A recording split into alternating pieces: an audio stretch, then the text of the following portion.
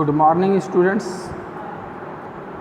मैं अवनीश कुमार सिंह आज फिर से आप लोगों के सामने कक्षा 11 का वितान भाग 1 से आलो आधारित चैप्टर का 9वां भाग व्याख्या लेकर के उपस्थित हूँ। पिछले भाग में आपने देखा कि सब कुछ उसका अब सेटल हो गया, बड़ा लड़का भी आ गया, उसे फिर तातुस ने नौकरी भी दिला दिया, जहाँ की इस आश्वासन के साथ कि उसे पढ़ने लिखने का भी मौका दिया जाएगा। अब तातुस ने उनसे कहा कि तुम क्यों नहीं चली जाती हो, पार्क में घूम कर आती हो। भाई समय तुम्हारा कट जाएगा। तो शाम को वह अपने बच्चों को लेकर के पार्क में जाने लगी। उस पार्क में भी बहुत सी बंगाली औरतें आती और उससे वही बातें पुरानी घिसी पिटी कि तुम कहाँ रहती हो, अकेले रहती हो, तुम्हारा पति क्यों नहीं रहता है, वो क्या करता है, वो कहाँ रहता है। कुछ लड़के भी, मनचले लड़के भी आते, वो भी उससे बात करने का प्रयास करते, लेकिन वह बात उनसे नहीं करती। उसी पार्क में एक लड़की आती थी, देखने में तो नेपाली की तरह थी लेकिन बोलती बंगाली थी। वो अभी एक लड़की को लेकर के आती थी। वो किसी से बात नहीं करती थी, ना कि कोई उससे बात करता था। वो उस बच्ची के साथ ही खेलती घूमती और फिर चली जाती। और जो लड़के थे वो भी उससे उस पर हंसी मजाक करते रहते थे। एक दिन इसने उसे बुलाया तो बड़ी खुशी से आई और उसके पास, अपने पास बिठा करके पूछा, तुम्हारा नाम क्या है? कह, सुनी थी तुम बंगाल से? हाँ, बंगाली हूँ। तो पता चला कि जन्म के दिन ही उसकी माँ मर गई और 1 साल बाद भी उसके बाबा यानी पिताजी भी मर गए।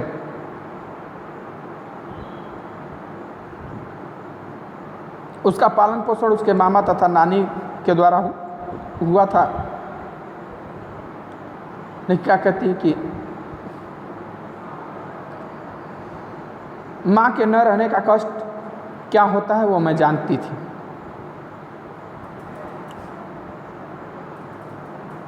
सुनीति यहाँ तक हुआ था। सुनीति जिस दिन अपने घर चली गई उसके एक दिन पहले पार्क में मिली थी और तब तक यह मालूम नहीं था कि वह अगले दिन ही चली जाएगी। अचानक बिना बताए वो चली गई। एक दिन पहले मुलाकात हुआ था लेकिन इसको पता नहीं था कि वो कल नहीं आएगी, चली जाएगी।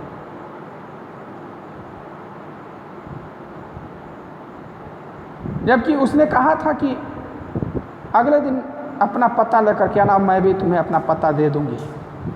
मतलब बातचीत होता रहेगा, मिलना जुलना होता रहेगा। वो जानती थी कि उसे जाना है। कहती मैं अगले दिन अपना पता लेकर पार्क गई लेकिन वह नहीं आई। वह नहीं आई, वह चली गई है। यह बात उस समय भी मेरे मन में नहीं आई थी। उसके अगले दिन भी मैंने उसे नहीं देखा। 2 दिन बाद देखा कि जिस बच्ची को लेकर वह आया करती थी वह बच्ची अपनी माँ के साथ आई है। भाई 1-2 दिन नहीं आई तो सोची कि बीमार हो गई होगी या कोई समस्या होगा जिससे वो नहीं आ रही है।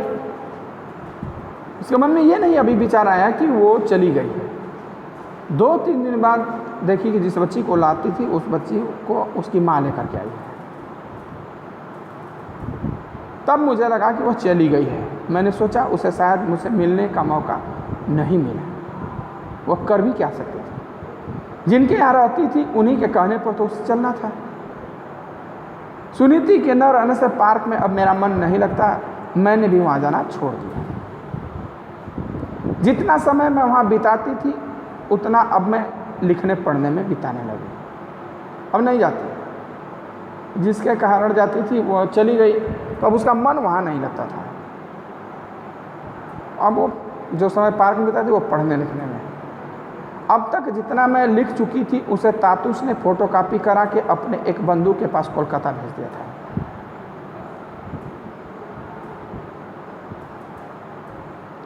कोलकाता भेज दिया था। तातुस यूं ही एक दिन मुझसे बोले, बेबी तुम्हारी चिट्ठी आई है। मैं अवाक हो गई। ऐसे कह, बेबी तुम्हारी चिट्ठी आई है? क्या स्तर रखे कि भाई उसको चिट्ठी देने वाला कौन आ गया। मैं उनकी ओर देखती रही और फिर बोली, मेरी चिट्ठी? मुझे चिट्ठी भेजने वाला कौन है भाई? उन्होंने बताया कि चिट्ठी कोलकाता से उनके एक बंधु ने भेजी है। तब उन्होंने बताया कि ये चिट्ठी कलकत्ता से हमारे एक मित्र ने भेजी है तुम्हारे लिए। मैंने कहा सुनाइए, सुनाइए ना, देखूं क्या लिखा है। उन्होंने, तातुस ने मुझे बैठ जाने को कहा और फिर चिट्ठी पढ़कर सुनाने लगे। लिखा था, प्रिय बेबी, बता नहीं सकता तुम्हारी डायरी पढ़कर मुझे कितना अच्छा लगा। प्रिय बेबी, मैं ये बता नहीं सकता कि तुम्हारी डायरी पढ़कर के कितना अच्छा लगा।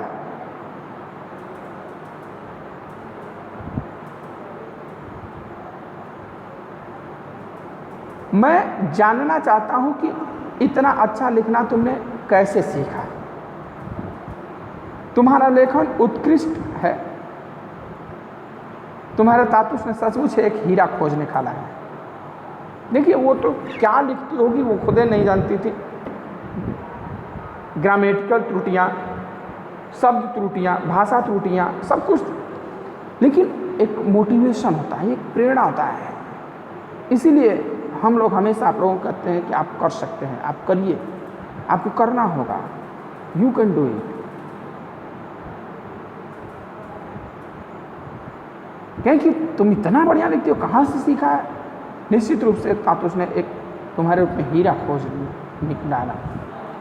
मैं बहुत लज्जित हूँ कि तुम्हें बांग्ला में नहीं लिख सकता, क्योंकि मैं शर्मिंदा हूँ कि तुम्हें मैं जो खत लिख रहा हूँ बांग्ला में नहीं लिख सकता, क्योंकि मुझे बांग्ला नहीं आता।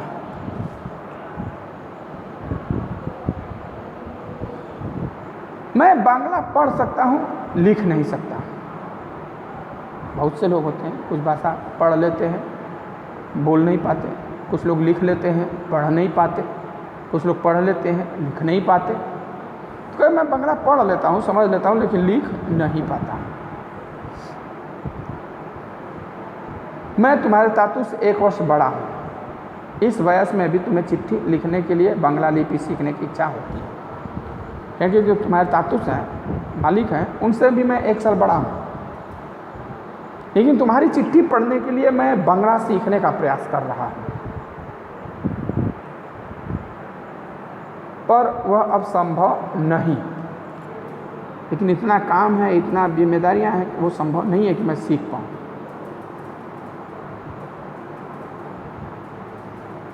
तुम कुछ किताबें पढ़ो और तातुस के पास से बांग्ला अभिधान लेकर रोज उसे पलटा करो। अभिधान डिक्शनरी, शब्दकोश। क्या तुम किताबें पढ़ो और लेकर के डिक्शनरी उसे पलटती रहो, देखती रहो। तुम्हारी कहानी जानने की मेरी बहुत इच्छा होती है। यहाँ मेरे जिन जिन मित्रों ने, बंधु बांधवों ने तुम्हारी डायरी पढ़ी है, वे सभी उसे चमत्कार लेखन मानते हैं। क्योंकि तुम जो कहानी लिख रही हो अपने बचपन से लेकर के, वो बड़ी अच्छी है। जितने भी मेरे यहाँ पे मित्र हैं, सब लोग तुम्हारी इस कहानी को चमत्कारिक लेखन मानते हैं। मेरे एक बंधु ने कहा कि यह तुम्हारी रचना को किसी पत्रिका में छपाने की व्यवस्था करेंगे, लेकिन उसके पहले तुम्हें अपनी कहानी को किसी एक मोड़ तक पहुंचाना होगा। क्योंकि उन जो भेजे थे, क्योंकि मेरे एक मित्र ने कहा कि तुम्हारी इस जो कहानी है उसको मैं एक पत्रिका में छपवा दूंगा, किताब में छपवा दूंगा, लेकिन इसके लिए तुम्हें उस कहानी को एक मोड़ देना होगा, एक अंजाम देना होगा। एक अंत करना होगा। आशा करता हूं तुम कभी लिखना नहीं छोड़ोगे। यह बात किसी भी दिन मत भूलना कि भगवान ने इस पृथ्वी पर तुम्हें लिखने को भेजा है। कह रहे कि उम्मीद है, मैं ये आशा करता हूं कि तुम लिखना नहीं छोड़ोगे। ये मत भूलना कि इस धरती पर तुम्हें भगवान ने लिखने, पढ़ने, लिखने के लिए भेजा है। अपना जीवन घरेलू काम करने में, बर्बाद करने में नहीं भेजा है। आशीर्वाद के साथ यहीं समाप्त करता हूं। चिट्ठी सुनकर मैं अवाक रह गई और मैंने सोचा ऐसा क्या लिखा है जो उन लोगों को इतना अच्छा लगा। उसमें अच्छा लगने की कोई बात ही नहीं है। फिर मेरी लिखावट भी खराब है और लिखने में भूलें इतनी कि उसका कोई ठिकाना नहीं। फिर भी उन्हें अच्छा लगा तो क्यों? ये मोटिवेशन होता है आपको कुछ कराने का।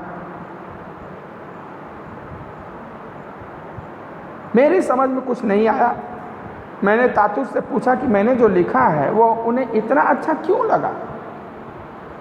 ने कुछ समझ में आया, कहा भाई कि ये तो मैंने बहुत कुछ वैसा तो नहीं लिखा कि उन्हें इतना अच्छा लगा। चमत्कारी के लेखन बताने लगे, क्यों अच्छा लगा?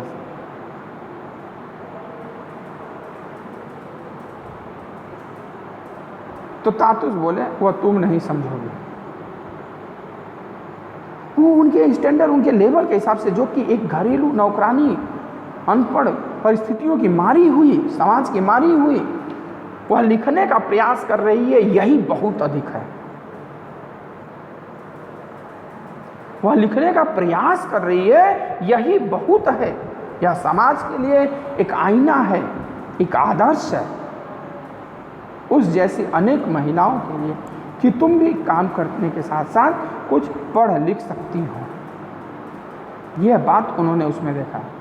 तो तातुस ने कहा तुम इस बात को नहीं समझोगे। मैंने कहा मैं समझ ही सचमुच कुछ नहीं समझती। भगवान ने समझने की क्षमता ही नहीं दी मुझे, लेकिन मैं समझना चाहती हूँ।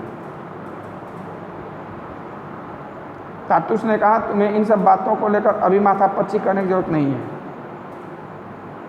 तुम अपना काम किए जाओ, बस लिखो और पढ़ो। उसी से सब कुछ अपने आप ही तुम्हारे दिमाग में घुस जाएगा। आगे तुम्हें सोचने समझने की ज़्यादा जरूरत नहीं है। तुम बस पढ़ो और लिखो, ज़्यादा सोच विचार मत करो। पढ़ोगी लिखोगी तो खुद ही घूम जाएगा। तातुस की बात मैं अनसुनी न करती तो क्या करती। मुझे घर में करने को कुछ और था ही नहीं, सब काम खत्म। घर में अर्जुन दा, रमण दा और सुखदीप दा तो थे ही। उनके बंधु समित दा, रजत दा, राहुल दा का भी आना जाना लगा ही रहता था। अर्जुन के मित्र आते जाते रहते थे। वे सब भी मुझे चाहते थे और मेरे साथ तातुस जैसा ही व्यवहार करते थे। ऐसे में मैं उन्हें खिलाने पिलाने की व्यवस्था छोड़ किताब कापी लेकर कैसे बैठ सकते थे। घर में अनेकों काम है, सिर्फ पढ़ना लिखना ही नहीं है। अर्जुन दा है, उनके दोस्त थे और 2-3 दोस्त कभी कभी आ ही जाते थे, तो उनको चाय पानी नाश्ता देना, डिनर लंच भी कराना। तो वो सब काम छोड़ कर पढ़ने लिखने ही बैठ जाए तो ये काम कौन करेगा।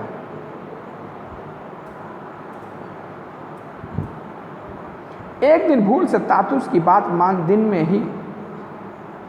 ही में उनसे अपने लिखने पढ़ने की बातें करने में लग गई। रोज कहते थे कि पढ़ो पढ़ो पढ़ो लिखो, तो दिन में ही उनके साथ बैठ गई, चर्चा करने लगी।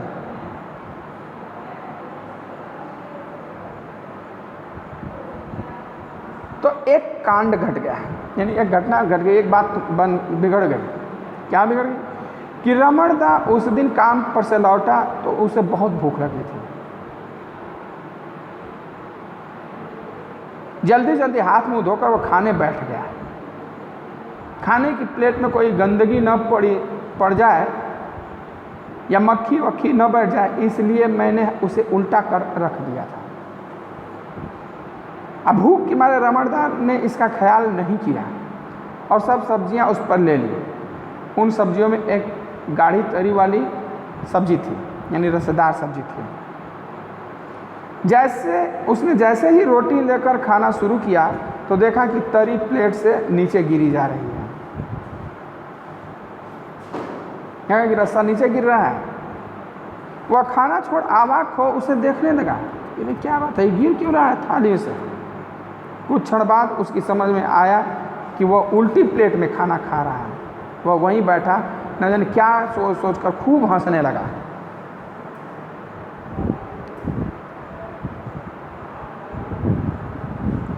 देखा क्यों खाना गिरा भाई, पूरा ध्यान से देख रहा है क्या है प्लेट में, क्या लगा।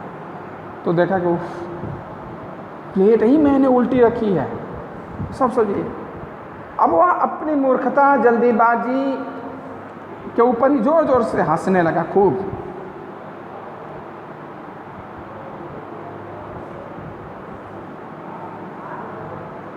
मैंने तातू से पूछा, रमणदा किसके साथ बातें कर हंस रहा है। तातुस बोले, और कौन है वहाँ। मैंने कहा और तो कोई साथ में है नहीं उस कमरे में। भाई रमणदा बात किससे करके हंस रहे हैं, किसके साथ बात करके हंस रहा है। तातुस पूछे, कौन है वहाँ पे। क्या और कोई तो है नहीं उनके कमरे में। इतना कहकर वहाँ चली गई और देखा कि रमणदा हंसे ही जा रहा है। मैंने उससे पूछा, क्या हुआ रमणदा। जब चली गई तो पूछा, भाई क्या हुआ, क्यों हंस रहे हैं। वह कुछ न कुछ कह बस हंसता रहा, कुछ नहीं कहता था, केवल हंसता रहता था। कुछ न कह केवल हंसता ही जाता था। मैंने उससे पूछा, अरे हुआ क्या है। फिर वह कुछ न कह बस हंसते जा रहा था। फिर मैंने पूछा, क्या हुआ बताओ तो सही। वह हंसते हंसते बोला, बेबी देखो मैं कैसे खा रहा हूँ। जब प्लेट दिखाया कि उल्टी प्लेट मेरी सब्जी सब गिर रही है, मैंने देखा तो हंसी के मारे मेरा बुरा हाल हो गया। हंसते हंसते ही आकर मैंने तातुस को बताया कि जोर की भूख लगी होने के कारण रमणदा ने बिना अपने प्लेट की ओर देखे उल्टी प्लेट में ही खाना ले लिया।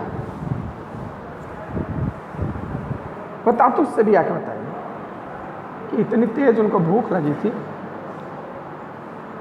कि गए और प्लेट देख नहीं रहे कि सीधी रखी कि उल्टी रखी है, और तुरंत उस पर खाना निकालिए, सब्जी निकालिए उल्टे प्लेट पर।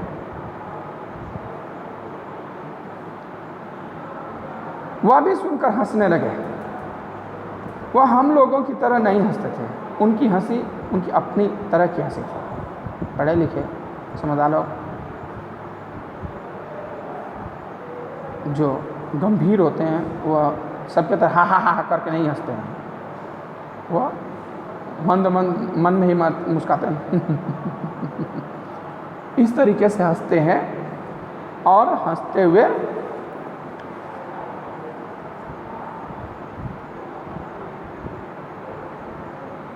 नहीं हंसते। उनकी हंसी अपनी तरह की थी। धीरे धीरे उन लोगों का हंसना बंद हो गया, लेकिन मेरी हंसी थम नहीं रही थी। यह देखकर तातुस बोले, बेबी तुम क्या हंसती हो, हंसती ही जाओगी, खाली हंसने से ही सब हो जाएगा। मेरे बंधु की चिट्ठी कितने दिनों से आकर पड़ी है, उसका जवाब तुम्हें नहीं देना होगा क्या। क्या बस हंस रही है, हंसने से काम होगा। अरे तुम्हारी चिट्ठी कितने दिनों से आई है, क्या उसका जवाब नहीं दोगी। मैंने कहा चिट्ठी, या चिट्ठी विट्ठी लिखना मुझसे नहीं होगा।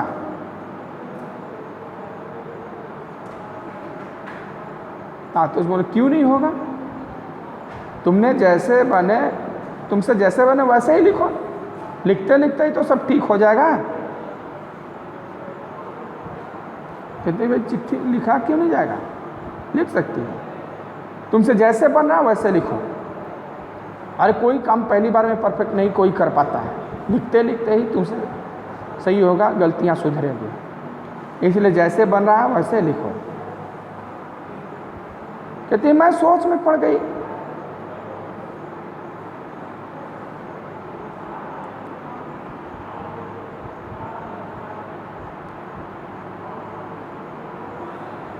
मैं सोच में पड़ गई, कभी किसी को चिट्ठी उट्ठी लिखी नहीं, यदि लिखे भी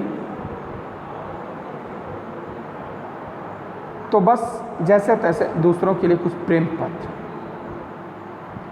देखिए इसकी कहानी क्यों ज़्यादा प्रचलित हुई, क्योंकि यह सच्चाई लिखती है, झूठ नहीं लिखती है।